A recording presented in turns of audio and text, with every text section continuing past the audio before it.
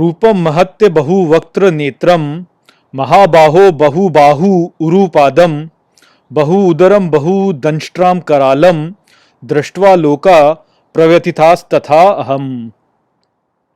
Hello friends, this is the 23rd Shlok of the 11th chapter of Bhagavad Gita, and today we will understand this Shlok in detail. So let's first go over its meaning. So the Shlok says, Rupam Mahatte Bahu Vaktra Netram, which means the great form of yours with many mouths, eyes, Mahabaho Bahu Bahu Urupadam, which means, O Mahabaho, many arms, thighs, feet, Bahu Udaram Bahu Danshtra Karalam, which means many bellies, teeth, open, terrible, Drashtva Loka Praveditas Tatha Aham, which means having seen the world trembles and I.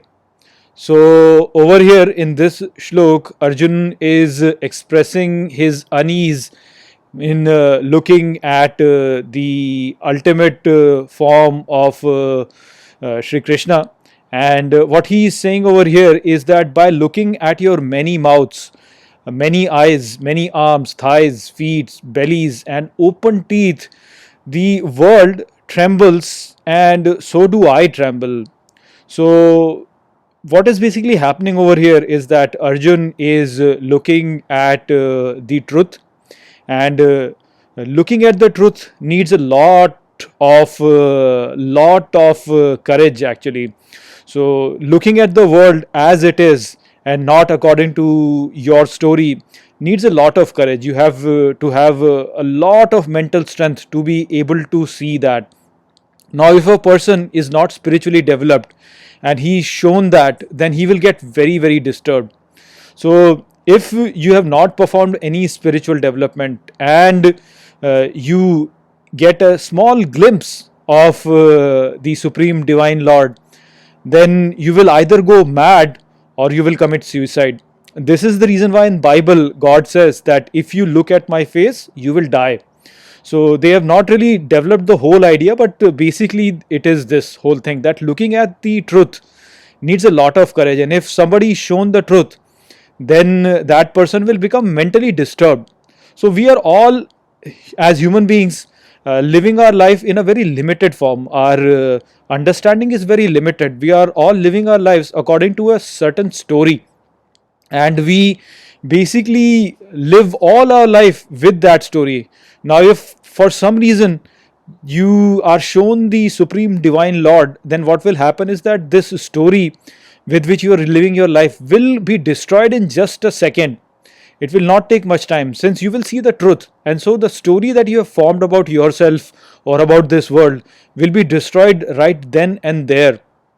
And so what will happen is that it will be like the ground underneath you has completely been taken away from you. It will become something like that, and so you will become mentally disturbed.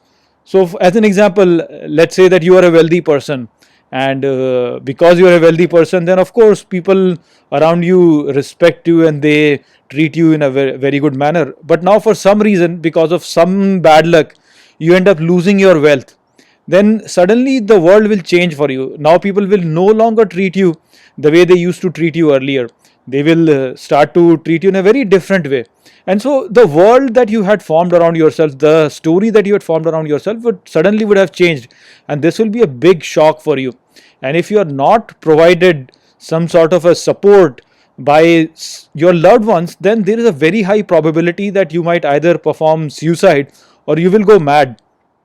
So this is exactly what will happen to a person who will look at the Supreme Divine Lord without any spiritual development. Actually, what will happen will be worse than this.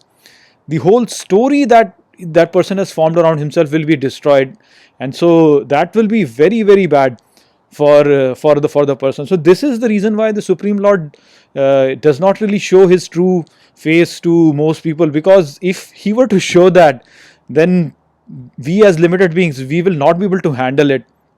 It takes many, many years of very devoted spiritual practice for a person to build up a mind and a body which has the capacity to behold the Supreme Lord.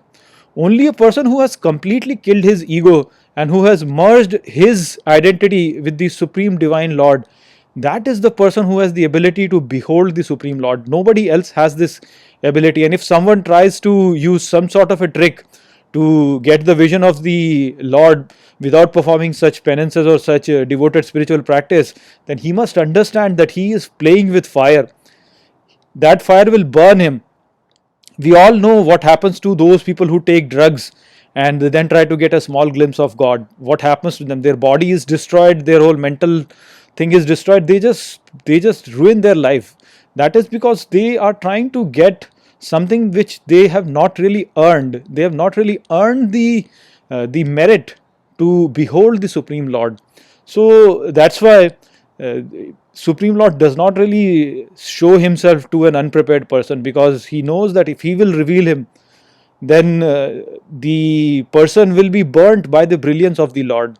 And over here, Arjun is basically experiencing that same unease while beholding the Supreme Lord. So that was the idea of this shlok. I hope that I have explained this shlok well to you. With that, I'll close this video. I will see you in the next video. Take care.